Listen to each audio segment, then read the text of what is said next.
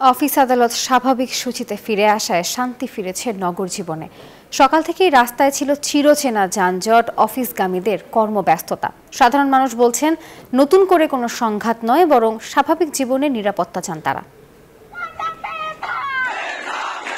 কোটা সংস্কার আন্দোলন ঘিরে সহিংসতা ছড়িয়ে পড়লে গত ১৯ জুলাই রাতে কারফিউ জারি করে সরকার।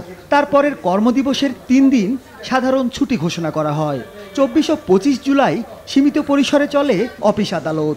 পরিস্থিতি এবার পুরোই স্বাভাবিক হলো সরকারি আদেশে। বুধবার থেকে ৯টা ৫টা অফিস চালু হওয়ায় সকাল থেকেই যেন প্রাণ ফিরে পায় রাজধানী। বসুন্ধরা টিস্যুতে ছাড়ের ছড়াছড়ি। বসুন্ধরা টিস্যু নিয়ে এলো নিশ্চিত ছাড়।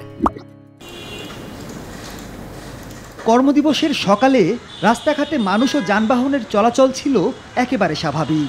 বাড়ানো হয়েছে কারফিউয়ের সময়সীমা, সাধারণ মানুষ স্বাচ্ছন্দ্যেই বের হয়েছেন রাস্তায়। তবে কিছুদিন আগের দুঃসহ স্মৃতি এখনো তাড়া করে মানুষকে। স্বাভাবিক জীবনযাপনের নিরাপত্তা চান রাষ্ট্রের কাছে। ৯টা ৫টায় যে অফিস টাইম চালু হয়েছে, এটা স্বাভাবিক হয়ে আসছে, জনজীবনের স্বস্তি ফিরে এসছে। সবকিছু আগের মতো স্বাভাবিক আমরা চাই, সবকিছু ঠিক হয়ে যাক। এই অস্থিরতা, এটা মানুষের দুশ্চিন্তা। আমরা দেশের উন্নতি চাই, দেশের জনগণের স্বাধীনতা চাই, স্বাধীনভাবে চলাফেরা করার অধিকার চাই। এগুলো তো আমাদের নাগরিক অধিকার। জনসমাগম বাড়ায় বাড়তি ভিড় ছিল বিপণী বিতানগুলোতেও। মাহমুদুল হাসান, নিউজ 24, ঢাকা।